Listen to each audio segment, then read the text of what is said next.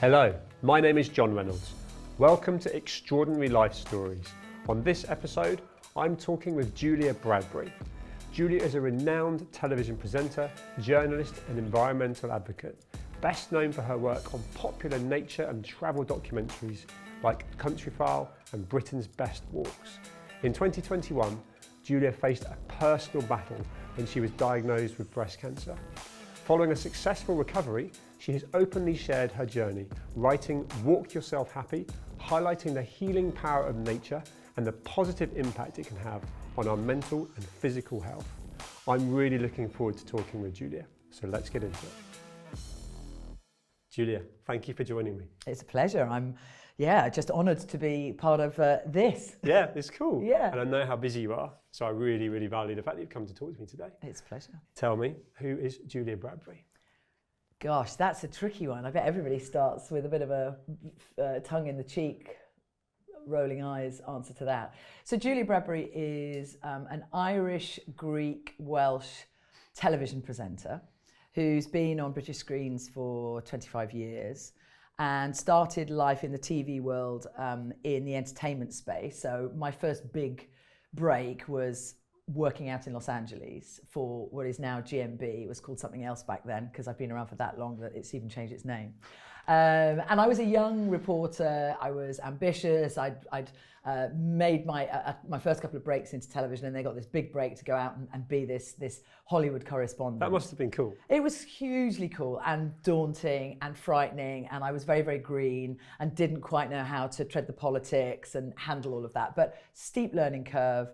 And yes, definitely some great notes for the memoirs, you know, interviewing George Clooney and Arnold Schwarzenegger and Tom Hanks and Michael Proper Douglas. Hollywood. Buying my pants next door to Julia Roberts on Melrose. All sorts of great little gems. Very unimportant in the life scale scheme of things, but quite... Not many people can say they've done that though, right? Quite nice to tell your grandkids or your kids that you've done that kind of stuff. And then I came back to the UK, and I won't give you a long-potted, boring history of my career, but I ended up having a pivot. And I think it's important in any career to have a pivot and recognize the momentum of that pivot and know where it's taking you and how you can expand your growth on the basis of that. And I started making some series in the Lake District, which were following in the footsteps of a walker, a hiker called Alfred Wainwright, who's very well known in the outdoor circles. He's a god. He's written these 13 beautiful pictorial guides. He is somebody who himself fell in love with the Lake District. So this was sort of a mashup of Alfred Wainwright walks with me in doing the Alfred Wainwright bit in his steps. And the audience just loved them. They were just very responsive. There was a really warm connection to them and to me immediately. And from that point on, the outdoor space became something that I realized was very important to people. I would get letters and emails from 90-year-old men who loved what I was doing because they couldn't do it anymore, and they liked to see me, fresh-faced and all sort of wide-eyed, doing this thing. I got women saying, I'm going walking now because of you. I'm taking on my own challenges, and everything in between. So I was reaching quite a broad audience. And then I sort of started a franchise of my own walks, and I've taken them to almost every channel, and they're sort of Julia Bradbury's, whatever walks they are. It's synonymous with you, isn't it? But what about the acting, and not the acting, the presenting and the TV side of things? Because I wanted to really know the background on the love of the outdoors and the walking. Well, but also the kind of, the whole wanting to be in that sort of limelight in the Hollywood world and so on. Where did that come from? Who and what influenced that? So I didn't really want to be in the limelight. I recognised fairly early on that I wasn't bothered by any of this. I don't care that the microphone is here, that the lights are on. You and I were talking about it before we began speaking. This never bothered me. You're totally at home in and this. Still doesn't bother me. So I can be myself to a degree. So of course, were you in all the school plays? We're all different versions of ourselves. So yeah, I did school plays. And my first professional gig was as a mermaid at the Sheffield Crucible Theatre in a version of Peter Pan. And how old were you then? It was like 11 or 12. Yeah, so this is early. Yeah, cool. This was early doors. That's what I wanted to know, because I could imagine that, but I didn't know that. I went to drama school. My mum sent me to drama school. I wasn't very good at school academically, so she saw that I needed an outlet and I needed to find something that I was good at and something that I enjoyed. So I did all of those things. I'm a bit of a classic case when you look at lots of us like that, not great at academics, but a bit of a show off. Yeah. I think that's awesome because school doesn't necessarily teach you that. The education curriculum. And yet also I know you're super bright, and I've listened to some of the podcasts that the little bit of positive that the whole through 2020, right? There's a natural vibe and positivity that comes from you. Have you always had that? I think I've always been very, very curious. I'm quite disillusioned with the educational system anyway, because it's a bit like the medical world that says one size fits all, take this pill, you'll be fixed. Here, do this system, and it works for most. And it doesn't work for most because we're all individuals, of course, but we all have strengths and weaknesses that we need to play to. I genuinely, yes, there are students who are fantastic at sitting inside for 8 hours a day at a desk learning and can get through the exams. Certainly there are.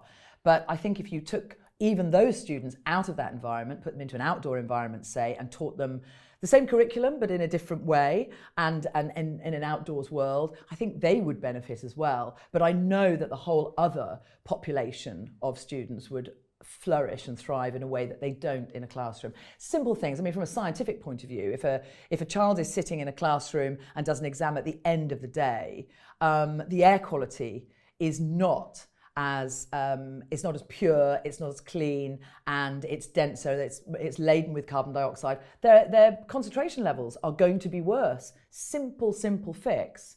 Don't do exams in the afternoon, and don't do them in rooms crammed with 100 students, because you're all literally sucking the oxygen from each other and not giving everybody an even playing field.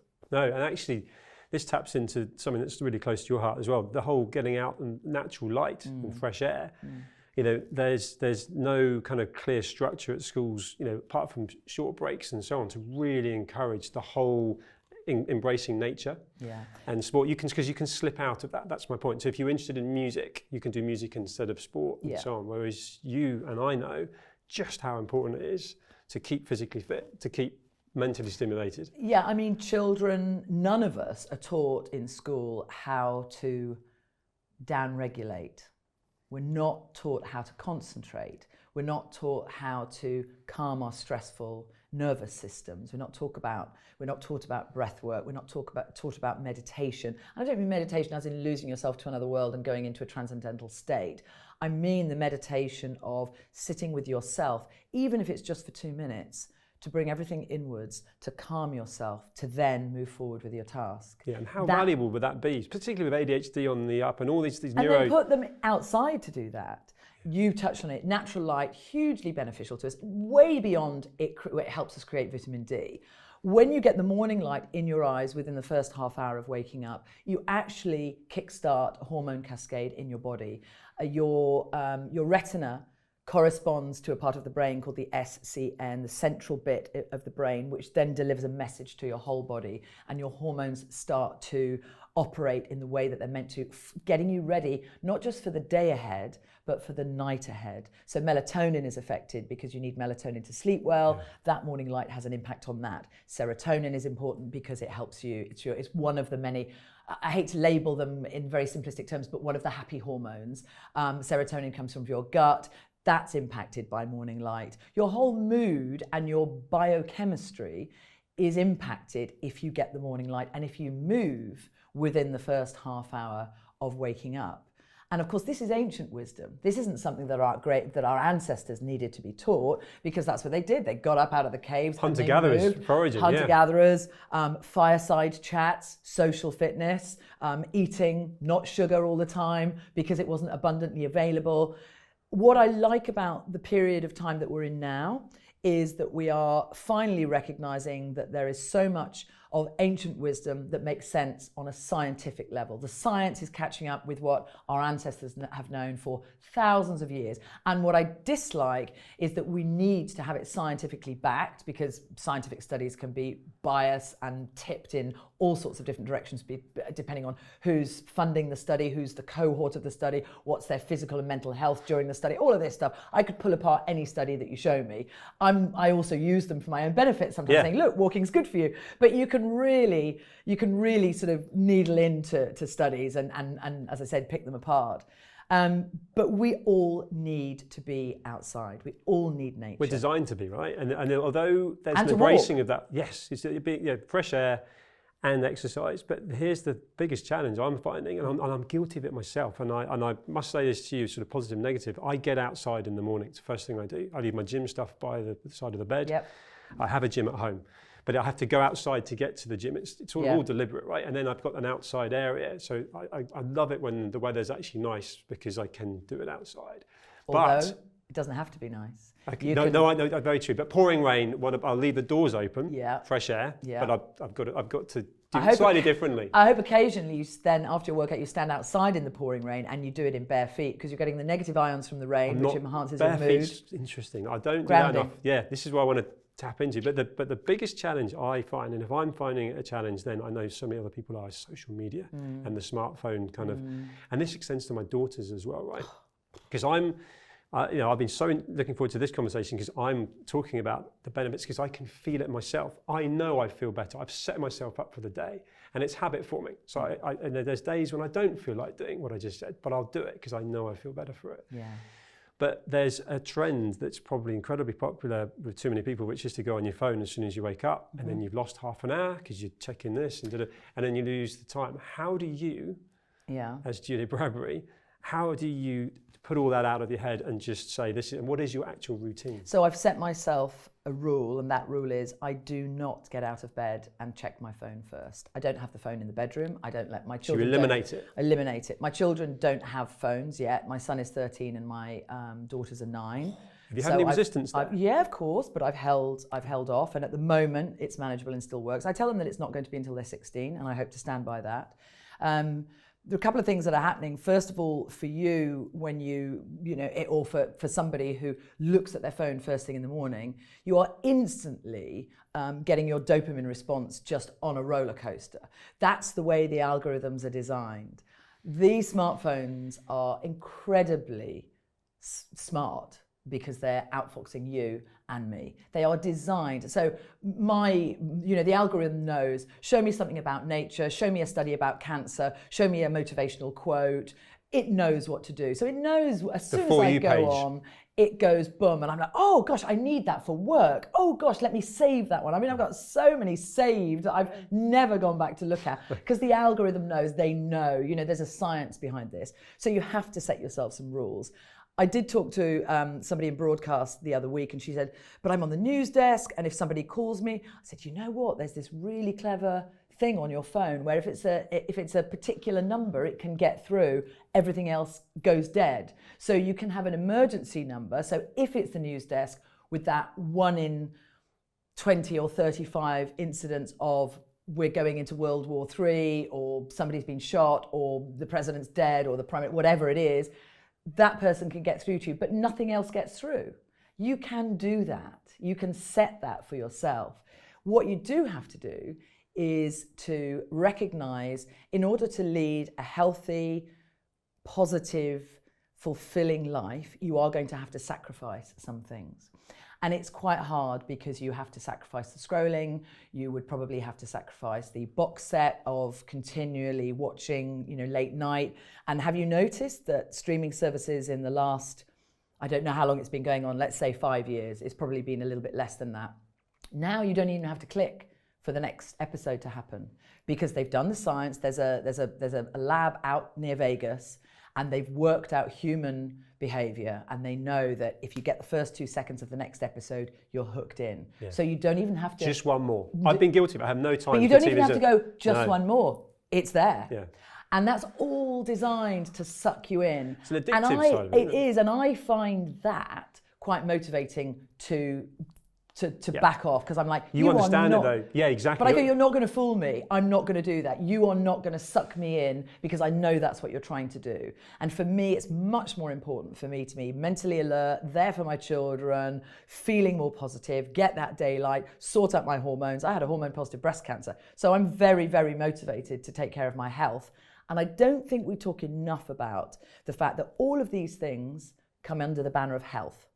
They don't come under the banner of leisure time. They don't come under the banner of, a little bit of what you fancy does you good. They don't come under the banner of, everything in moderation. All of that's crap. That is not, none of those things, I'll eat cake, but I only have it once a day. I'm sorry, if you're eating cake every single day, the way I was 3 times a day, your glucose levels are going up and up and up and up and up. And as you get older, you become less able to handle that glucose in your body, and you are heading to type 2 diabetes. Just that one piece of cake a day, or that one kind of fizzy pop a day. And I live like that. My wife lives like that. I think we're bringing up our kids to be like that. So I'll catch them. I'll come into the kitchen and there's a bag of minstrels or something. Like, this is the only thing I've eaten today, Dad. And I'm like, you had a donut yesterday. It's the only thing I had yesterday, Dad. And I'm going with that. And you have, from your lived experience perspective, just touching on the kind of almost the before and after of the breast cancer. Yeah.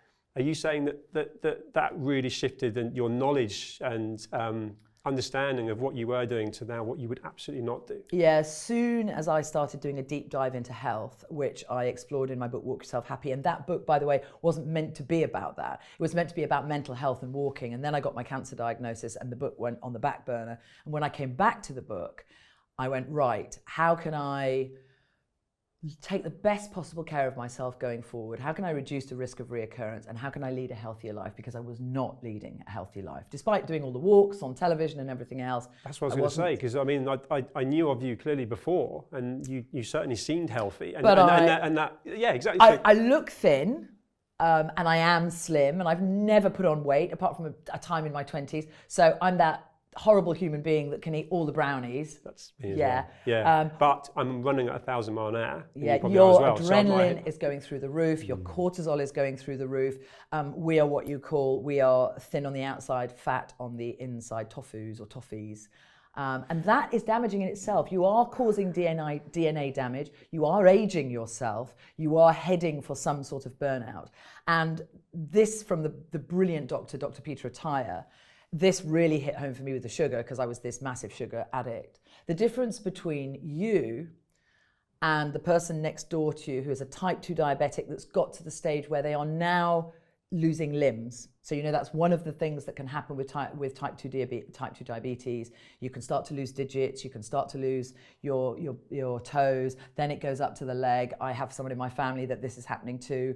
It's a really serious disease. You have an increased risk of cancers. You have an increased risk of all sorts. And you wouldn't want any of this, right? Other diseases, because you've got type 2 diabetes. And the difference between you and this person is 1 teaspoon of sugar in the blood. So we all have glucose, fructose. We all have a teaspoon running throughout our body because we need it for energy. We do burn glucose, fructose for energy, as well as fats and as well as ketones as well. But if you tip it by just 1 teaspoon, you are doubling the amount that your body is capable of handling. And your liver starts to struggle, your insulin resistance becomes poor, and that's when inflammation kicks in, and that's your downward cascade of chronic illness. You take whatever flavor you want.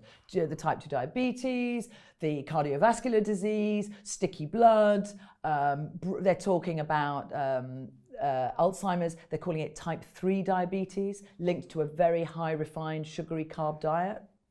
I mean, early days in that research, but certainly worth taking note of. You're scaring me. You're frightening me. I mean, I think we are quite similar in context of the fact that I'm charging around. I live in the New Forest here in London. There's 1,000 things going on. And I take it for granted that I've always had a metabolism. And again, the guy that's hated by all his friends is like, one day if your metabolism changes, you'll be massive. It hasn't happened. No. But I do keep fit, and I do try and manage my diet, but not to the point where there's plenty going in on a daily basis that really shouldn't. I want to talk to you about the almost like the mental health side of things. It feels like you were clearly and are super positive. Yeah. And a real kind of trailblazing personality, doing all these different things. But when you got diagnosed, where did you go, and what kind of coping mechanisms pulled you through that? And I know a big part of that is Walk Yourself Happy, but I'm also talking about, you mentioned meditation and so on. What are the key things that got you through such a tough period? So it's interesting, I'm going through all sorts of testing with a clinic at the moment for my next book, and one of the tests is a psychological assessment, and you fill in a questionnaire and then you spend 2 hours with this brilliant psychologist who picked apart my answers. And there were 2 interesting things that came out from her point of view. My resilience score, this is her description, not my description. My resilience score was through the roof. She described it as Olympic. She said, I have this ability to turn a negative not just into a positive, but to thrive in that scenario. Somehow I find something. That's a mindset. To flip. My well-being, my overall well-being score was low, way lower than she would have liked. So the way that she put it to me is, had I seen the well-being score on its own, I'd have been very worried about you. Having seen the two scores next to each other and now spent this time with you, I'm not as worried, but what I would tell you is, because I see your ability to apply yourself with this resilience, I'm going to tell you to apply yourself to your well-being in the same way, because I know you have the ability to do it, because I can see it from your results and from talking to you. But you need to switch that and you need to focus on it. So it's a conscious effort. So it is a conscious effort. I think I am, as you said, naturally positive, and I'm like, I'll get through it. I can push through it. I've got this energy. And part of the Walk Yourself Happy movement and doing this, making my documentary that I made, Breast Cancer and Me, for ITV, part of that was a coping mechanism. And I could deflect a little bit, and I could almost look at me as one of my stories. Oh, there's this TV presenter and she's got breast cancer and she does all these walks and she's healthy on the outside and it was almost like I was another project. And that was a way of me coping by separating myself from the very real pain and fear that I went through when I was told you've got cancer. I'm now out of the other side, and I'm really working on the emotional side of me, the vulnerable side of me, and the side of me that has to acknowledge that I got cancer and anything else could happen to me.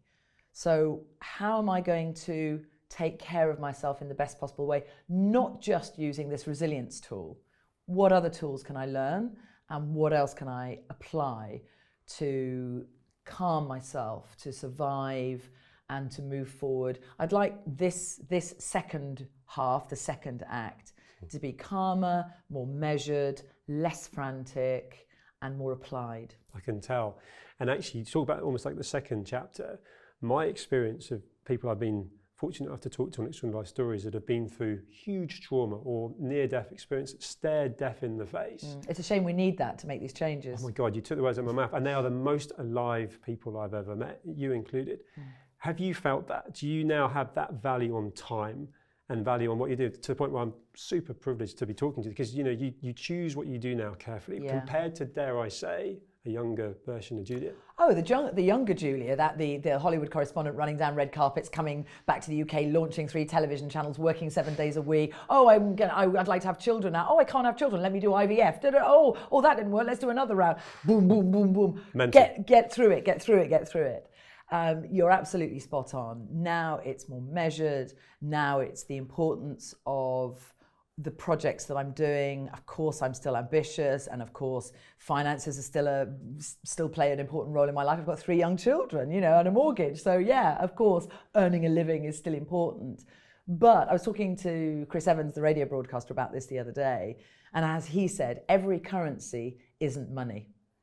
There are so many other currencies. And one of the lines I use all too often is, if you don't make time for your health, you will be forced to make time for your illness.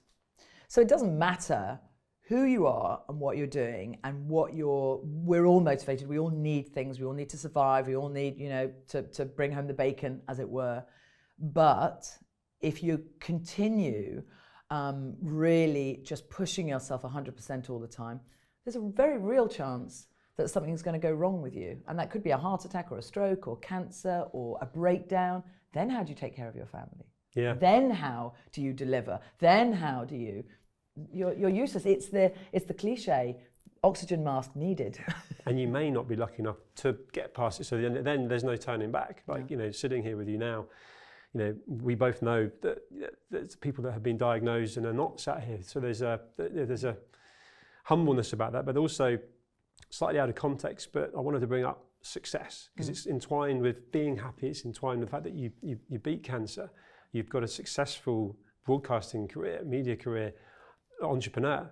Sitting here now, how do you define success? Success is not money. That I would agree. There's no question that money eases things and can ease problems. I've had financial issues. I've been there. I have faced, where's the next paycheck coming from? How am I going to look after my children this month? How does the mortgage get paid? I've been there and faced that and understand that. So I'm not being glib, and I think it's quite interesting when you listen to lots of entrepreneurial shows. All these billionaires say, "Yeah, money doesn't make you happy." I'm like, well, you can say that because you're sitting on other side 20 billion, and now you can do your yoga and your meditation, and it doesn't matter how your day is structured. Tell a younger version of themselves that, right? Yeah, no chance. No chance. So, but I think success is much more rounded than that. It's not just the money. Of course, that is part of it. I think it's very much the same way that I look at health. Health is not physical fitness. Health is not mental fitness. Health is not social fitness or any one of those jigsaw pieces. It's all of them. And that is what success is. Success is having a rounded, fulfilled, life that you can manage and drive. I'm not saying it's always going to be easy. Life is all about the challenges. It's about how do you face the challenges? How do you go around the challenges? What do you do when your back's against the wall? And how do you motivate yourself to do things in the face of adversity? But success is having a group of friends that you can phone up at any time and say, "Oh, John, I'm really struggling at the moment. Can you help me? I just need to talk to somebody." Or, "I've hit this brick wall in my business. Do you know anybody who could give me some advice?" Or, "Do you know an investor who might be able to?" Or at school, if you're an academic, it's who are the bright kids? Go and find them. Who are the nerds and the geeks, and make friends with them and learn from them. You can learn this from a very, very young age. You're not using people, you're utilizing your skills to learn from other people. We should all have mentors. We should all have people we admire. We should all have people that we can look up to. Yeah. Whatever, you can be 90 and still have a mentor. 100%. I as an entrepreneur, that's huge, and I'm enjoying. I've sort of just turned 47 and realizing there's mentoring going on now to different people that come through, and I've sort of been humbled by the fact that you sort of realize you have learned a lot, and it comes back to that being curious, right? You never stop being curious and never stop wanting to learn. And a big part of what you just said there is about your tribe, your community, reaching out to people, and actually. That's a big part of what I've seen with your social media. And we gave it a hard time earlier, right? Kids and the negatives, but it is a connecting device. And I think that's why I wanted to bring it up in a really positive way, because obviously I've known of you, Miles Leonard, who connected us. Lovely Miles. And so then I'm following you on social media, and it's all, I'm going to say, sort of educational and positive, and it's all inspiring, and your engagement from your community, many of whom don't even know you, will probably feel like they know you. And I don't know if you feel that. I really do, and I feel a great sense of responsibility towards that platform. Because I am an old school TV journalist, I have been brought up in the media world to look at every side of the story, to really try and knuckle down into the facts, and to remain open-minded about stories. There's always your side and my side. In a divorce, some people are friends with the wife, some people are friends with, or two women, two men, whatever it is. Somebody's this partner's friend and somebody's this partner's friend, and they all believe your side of the story. But of course, neither are right, because it's somewhere in the middle. But because of that training that I've had over 25 years, I've had my fingers burnt, I've had tabloid things that have gone wrong, I've said stupid things off the cuff that have then become a headline, all of that stuff. So I take what I put out on social media very seriously, and I really want to get it right. And I'll be the first to say, somebody will say, "Oh, you offended me by saying that." And I'll look at it and I will either say, "You're right, I'm sorry, I didn't mean it in this way, this is where I was coming from." Or I will stand by it and go, "I'm really sorry, that's my point of view, I'm expressing it, I'm allowed to do that, you might not agree." That's authenticity, right? But I will look at it from both perspectives. I said in a talk recently that cancer saved my life, and it's a line that I wrote in the book. And I did not mean this as a sort of a glib, "Oh, cancer saved my life." I meant it as it really made me look at my life in a different way. It made me reevaluate how I was living, my relationships, my food, my sleep, the way I move, the way I exercise. I gave up alcohol, I gave up sugar. It really, really changed my life. And to that talk, I had a very, very warm response. I spent 2.5 hours with people afterwards, signing books, talking to everybody who were using words like, you've been inspirational, I'm going to change my life, I'm going to start walking, I'm going to really look at my food, I'm going to look at incredible stuff.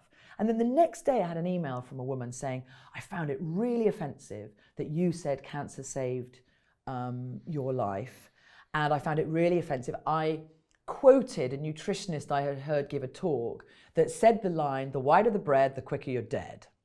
I mean, quite extreme, but it was sort of, the implication was processed foods, ultra processed foods, they're not doing your health any favors. So if that's something that's in your diet every day, there's going to be a downstream effect somewhere. She found that mortally offensive as well. How could you, that line? Other people came up to me and said, I'm going to use that. When my kids are eating the donuts, I was just thinking that. I'm going to use that. My daughter sometimes says Nutella on white bread, white toast, and I'm just like, sweetie, that's not going to help anything. So you can switch that out and you can do sourdough and you can get some hazelnut spread and you can get a little bit of And we cocoa. have sourdough in the same cupboard as the white bread. And you can get a bit of cocoa butter and you can mix those two and it tastes just as good and it doesn't have the palm oil, it doesn't have the sugar content and they'll get used to it. There you go, Lily. There you go, Lily. Yeah. But then I read her email and I responded, I hope, with empathy. She was somebody who was handling secondary cancer. So she was in a very different place to me. She wasn't sitting here now having survived a cancer. Her cancer had returned and it was secondary. Now, I know through my communication in the cancer world, I know a lot of people thriving and living with cancer. It isn't always a death sentence. Of course, yes, there are the statistics that prove it, but there are people who are surviving with it, and as I said, thriving with it. And I'm very much, I don't know her personal case, and I would never judge and say you should do this or you should do that, but it isn't always the terrible news. And I was so buoyed when I heard on another podcast the next day these cancer patients were talking, and one of them said, my cancer was a blessing. I was like, yeah, that's the same. It's almost the same sentence that I said, and therefore I don't feel so bad about saying that. And I apologized, but I didn't apologize for saying it. I said, I'm sorry that it offended you, but you have to allow me my response to my cancer. But I think what's at the heart of this is your authenticity. And I'm conscious of time because I feel like I've only just got warmed up and I could talk to you for another half an hour. We'll do another one. But I'd love to. But I think that the authenticity is raw and no one can ever criticize you for that. And then you're more than happy to stand by or justify, and even if you choose to. But you touched on 25-year career. We talked about mentoring. Sitting here now with the maturity and perspective you get, looking back, if you like, and what's all around you, with the intelligence you've got, AI coming through and so on. What advice would you give to a young Julia, a young aspirational woman coming through, wanted to get into presenting? So I would say that this is a wider open landscape than I ever had. With that, I would say garner a set of principles very early on. Give yourself a rule book. This is what I will do, this is what I won't do, this is what I believe in, this is what I don't believe in.